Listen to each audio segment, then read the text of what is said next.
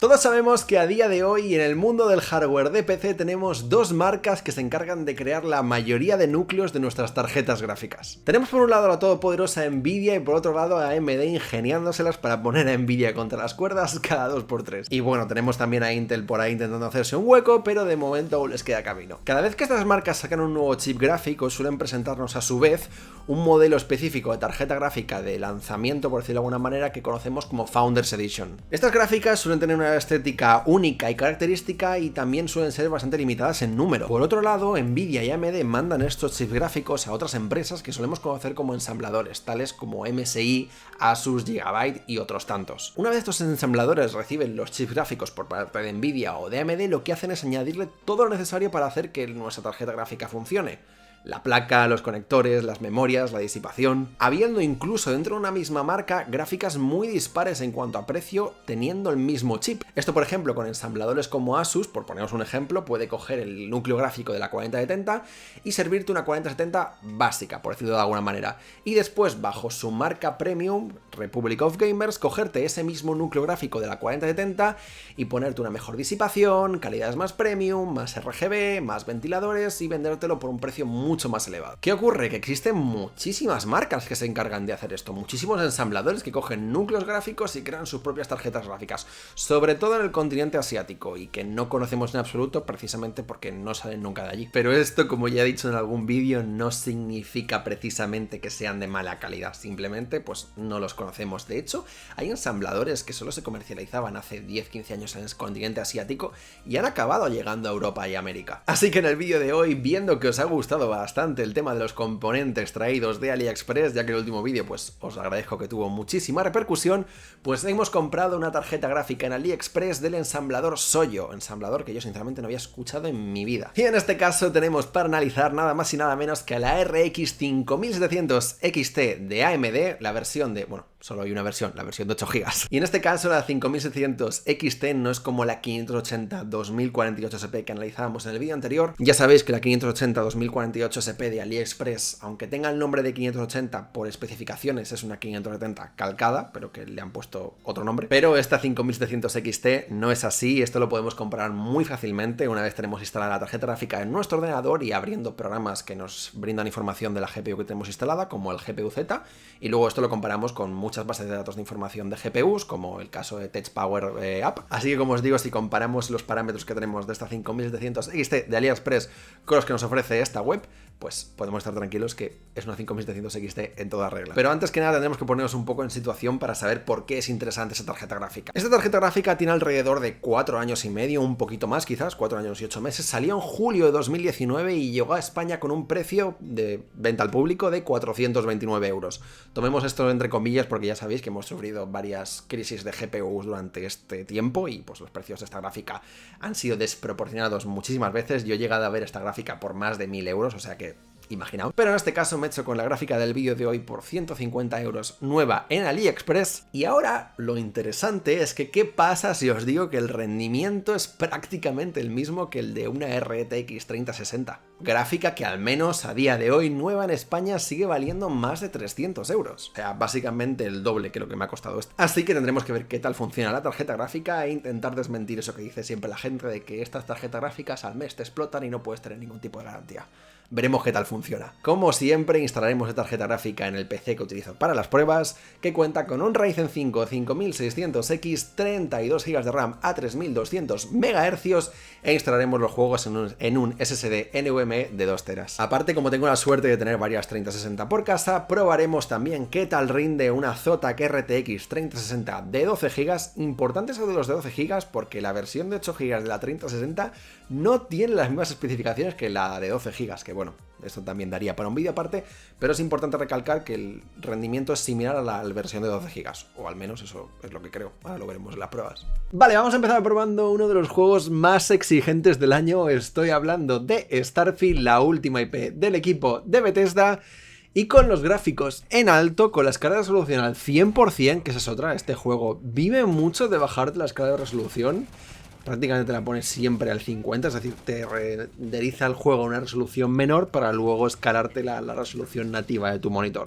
Lo cual a mí me parece sinceramente que da un acabado, pero horroroso, malísimo. Así que como os digo, con los gráficos en alto y el escalado en nativo tenemos una tasa de FPS entre 60 y 80, lo cual no está nada mal. El juego, la verdad es que con esta gráfica va muy, pero que muy muy bien. Ya se vuelve disfrutable. Me acuerdo que en el anterior vídeo con la 580, que si bien era jugable en gráficos bajos, la diferencia de experiencia es abismal. O sea, el juego con esta gráfica va muchísimo más fluido y el salto gráfico de bajo a alto es más que notable, o sea, hay una diferencia brutal. Una vez salimos a exteriores, pues evidentemente la tasa de FPS es baja como en cualquier videojuego. En interiores siempre hay más FPS, aún así cae en torno a los 40 FPS, lo cual aún sigue estando bien para lo que chupa este juego. Aún así siempre podemos bajar un poco los ajustes. Si por ejemplo los ponemos en gráficos medios, pues obtenemos una tasa que ronda los 50-60 FPS de media. Yo creo que es una de las mejores configuraciones en los gráficos medios, ya que, bueno, no acaba de estar siempre estable por encima de 60, pero en interiores vamos a ir sobrados y tampoco es que se note mucho la diferencia de ir a 50 o a 60, sinceramente, al menos para mí. Si nos ponemos más exquisitos, pues siempre podemos bajarlo un poco más, poner la calidad gráfica en bajo y si ahora sí que vamos a tener una tasa de FPS superior a los 60, pero sinceramente el downgrade gráfico para mí no es que merezca la pena. No estamos tampoco en un juego competitivo en que necesitamos una tasa de refresco muy alta, la verdad. Prefiero tener una mejor experiencia gráfica, que es al final un poco de lo que va el videojuego. Aún así, en Viewport, con estos ajustes gráficos medios, que ya si habéis visto un poco de este juego, sabéis que es una de las zonas más exigentes, con muchísima diferencia, tenemos una tasa que ronda los 40-50 FPS, lo cual me parece una locura. He visto un montón de gráficas analizadas en esta parte del título, y vamos, hay un montón de gráficas que mueren desconsoladamente, y la verdad es que esta gráfica mantiene mucho, pero que mucho el tipo. Vale, vamos a probar ahora el que podríamos decir que es el juego con mejor equipo de abogados de la historia. Palworld es el juego que ha pegado un boom brutal desde su salida y por defecto con esta gráfica nos configura el juego con todos los ajustes prácticamente al máximo. Y como veis tenemos una muy buena tasa de FPS que ronda en torno a los 50-70, la media como veis suele estar en torno a los 60 dependiendo del momento, esto es como siempre. La verdad es que el juego se siente muy bien, podemos ponernos con lo mismo que os decía antes, no estamos en un juego competitivo así que no me importa demasiado bajar en algún momento de 60, si queréis bajar los ajustes gráficos estamos al máximo, o sea que tenéis margen de maniobra, pero yo sinceramente jugando al máximo, no había probado el juego y haciendo la prueba estuve un muy buen rato jugando, así que, como os digo, más que disfrutable con la configuración al máximo. Pasamos a probar otro título muy pero que muy exigente, posiblemente sea uno de los juegos más exigentes del momento, el simulador de andar Alan Wake 2. Y con este juego en concreto vamos a tener que estar un rato hablando porque tenemos tela, tenemos un problemilla con esta gráfica que hay que explicar. Este es el primer juego de la historia que implementa una de las tecnologías, si bien revolucionarias, pero si bien malas para cualquier gráfica que no sea inmediatamente nueva.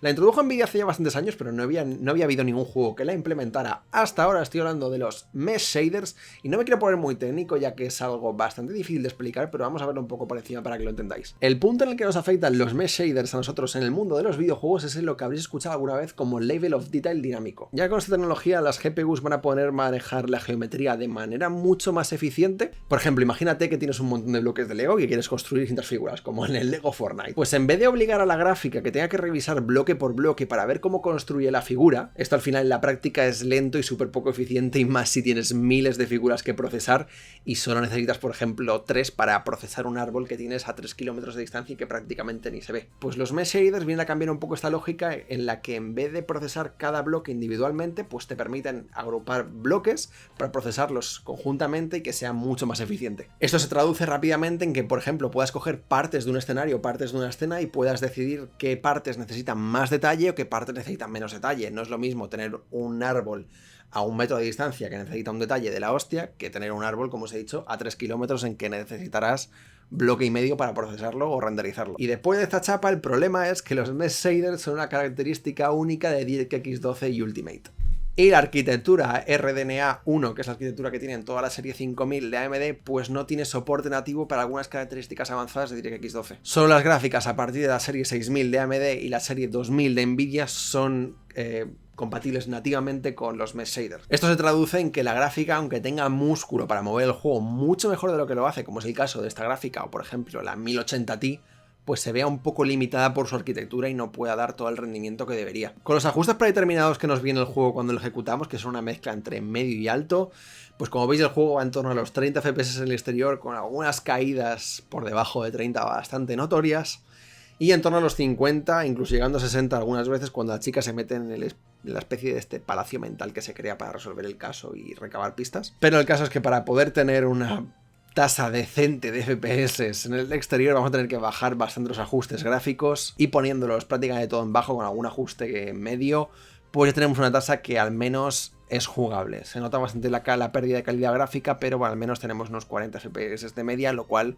pues bueno, se puede jugar. Aún así existe un mod que fuerza al juego a utilizar otra API, en este caso la API de Vulkan, modificando algunos archivos de DL y algunos archivos del juego. Yo lo he intentado instalar, pero no lo he conseguido, también porque la mayoría de tutoriales que hay están para Nvidia. De hecho os dejaré algunos que he encontrado en la descripción por si queréis intentarlo, y la verdad es que según las pruebas que han hecho en los distintos tutoriales, pues la verdad es que el rendimiento del juego mejora bastante, o sea que si queréis disfrutar el juego con una gráfica que sea anterior a la serie 20 de Nvidia o la serie 6000 de AMD, pues quizá os puede interesar este mod, ya que si conseguís instalarlo, pues tendrá mucho mejor rendimiento. Pasamos ahora a probar uno de los clásicos de los pesos pesados, Cyberpunk 2077, y con una configuración gráfica en alta, con el FSR en calidad y la nitidez al máximo, que eso es importante para que el FSR no me dé un poco de...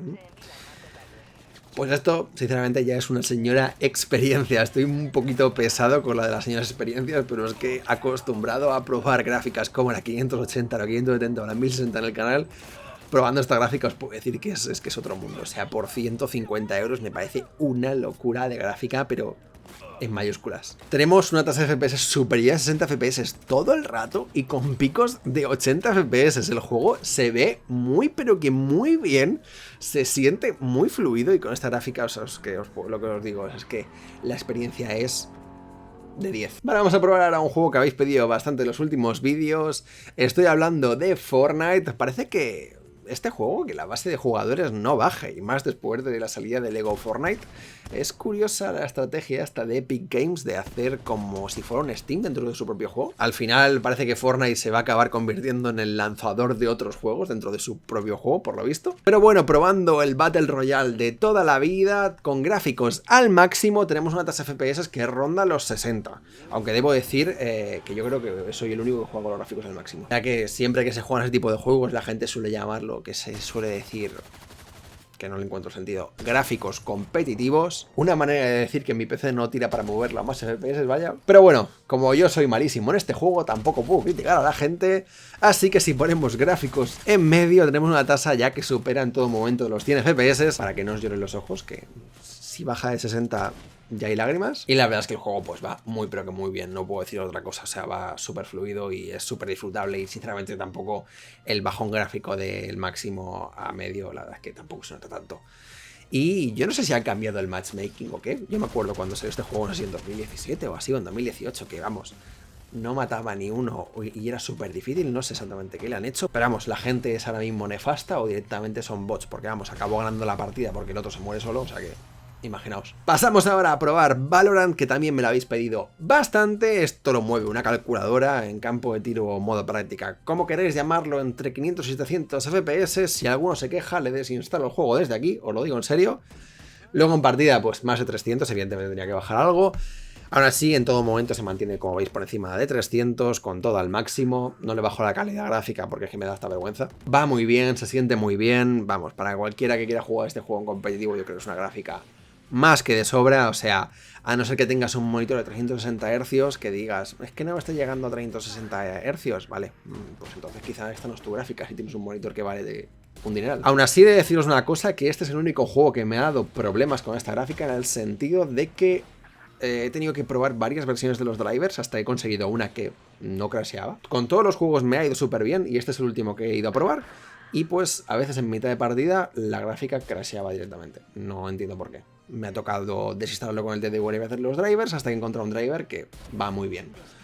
Os dejaré qué número de driver es la descripción por si decidís comprar esta gráfica, por si tenéis el mismo problema.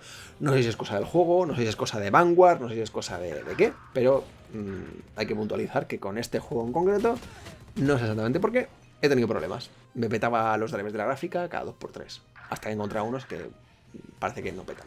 Y está jugando un buen rato, así que creo que puedo decir que eran los drivers. Vale, pues como os he dicho al principio del vídeo, como tengo la suerte de tener por casa una 3060, la he instalado en el mismo PC con el que he hecho las pruebas a la 5700 XT.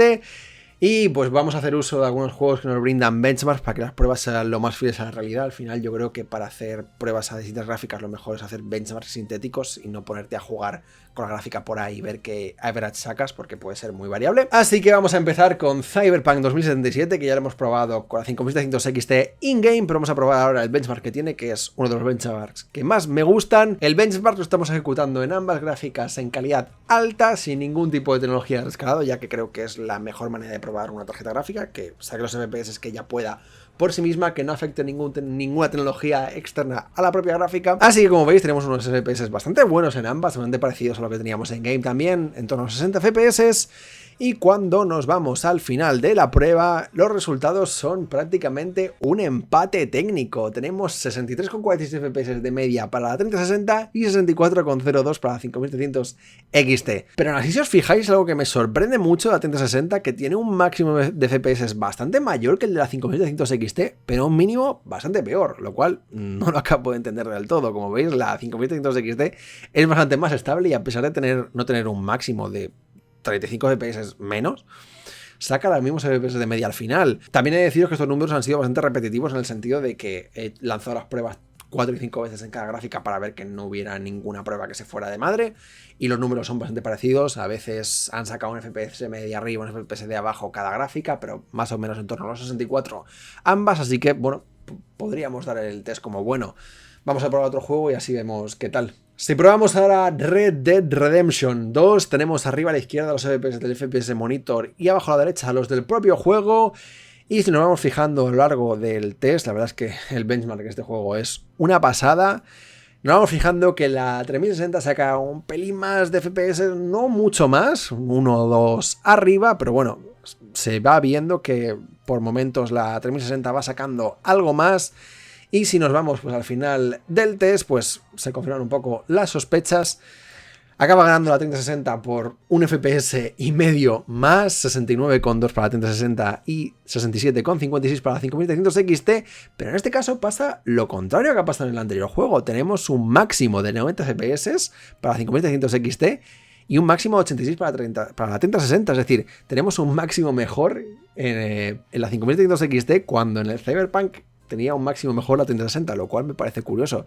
Y de hecho, os diría que me quedo con el rendimiento de la 5700 XT, porque si os fijáis, es bastante más estable, como os he dicho en el anterior juego. O sea, tiene un máximo mejor y un mínimo no tan malo. O sea, a la 3060 le pasa eso en la mayoría de juegos. Tiene mínimos peores que la 5700 XT. No sé exactamente por qué, pero es que el mínimo que he tenido ha sido de 21. O sea que in-game se habría notado seguro. Vale, pues vamos a probar ahora el último de los benchmarks, que en este caso nada más y nada menos que Far Cry 6. Y en este caso os voy a pedir que os fijéis muchísimo en el FPS Monitor de arriba a la izquierda, ya que me llama mucho la atención el porcentaje de uso de las gráficas. En el caso de la 5700 XT es bastante más estable que la 3060.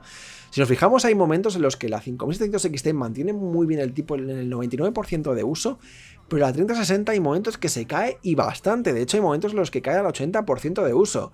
No es cuello de botella, o sea, el procesador tiene más que de sobra para rendir y para mover la 3060, y de hecho el porcentaje de uso no supera en prácticamente ningún momento el 40% de la CPU, pero me llama bastante la atención que la 3060 se caiga por momentos. No sé si será cosa de drivers, supongo que ya después de tantas gráficas que han pasado por ese Windows, tocará para el siguiente vídeo hacer una limpieza del sistema y volver a reinstalar todo de serie. He reinstalado los drivers incluso de la 3060 por si fuera eso, pero en todas las veces que he lanzado el test ha pasado un poco lo mismo.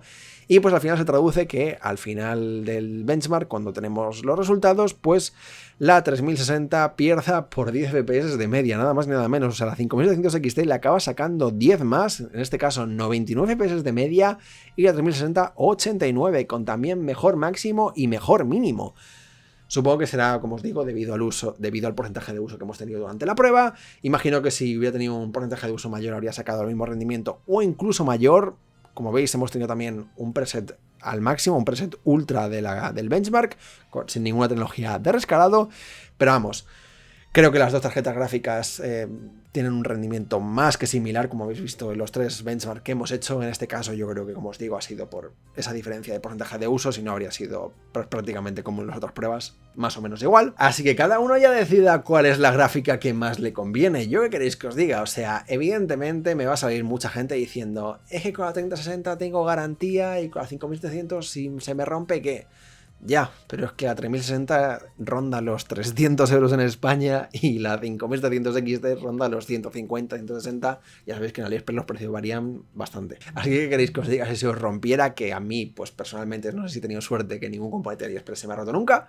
Pues si os rompiera, pues tendríais aún 150 euros para volverlo a comprar y seguramente cuando se os rompiera habría bajado más de precio la tarjeta gráfica. Pero bueno, que cada uno decida, también va en función de las necesidades de cada uno. Me puedes decir que tú quieres tener Ray Tracing en tu tarjeta gráfica y que la 3060 te lo da y la 5700 XT no. Es más que válida esa respuesta, pero es que estás pagando el doble. Y es que incluso a día de hoy creo que la 3060 no es una opción recomendable. O sea, antes me compro una 3060 Ti que da un mucho mejor rendimiento o una 4060 para tener DLSS 3. O sea, creo que a día de hoy la 3060 es una compra que no recomendaría a nadie. Si quieres tener una gráfica, pues por ese rendimiento te compras la 5700 XT, no te compras la 3060, porque es que a día de hoy creo que es un poco tirar el dinero, y más cuando la 4060 no se va tanto de diferencia de precio. Si te vas a gastar ya 300 y pico euros, pues vete por la 4060. Pero bueno, de todas maneras, yo creo que son dos graficones que pueden dar mucho de que hablar aún en 2024. Creo que son dos gráficas que si las tienes o te las vas a comprar o las consigues a un buen precio, ya sean de segunda mano o donde sea, vas a poder disfrutar mucho con ellas. Yo solo os digo que por 150, 160, 170 euros puedes tener un graficón como es la 5700 XT que ha llegado a valer más de 1000 euros y que, como veis, pues da un rendimiento que es una pasada. Aún en 2024 vas a poder jugar a la mayoría de títulos y ya en condiciones, no como en la 580 que había algunos que se les atragantaba. Así que ya depende de cada uno. Así que nada, muchísimas gracias si habéis llegado hasta esta parte del vídeo. Suscribiros si no lo estáis, que como os digo siempre, más del 97% de la gente que ve este canal no está suscrita, así que lo agradecería muchísimo si os suscribís y si le dais un buen like. Así que nada, muchísimas gracias si habéis llegado a esta parte del vídeo y nada más. Nos vemos en el siguiente. Chao.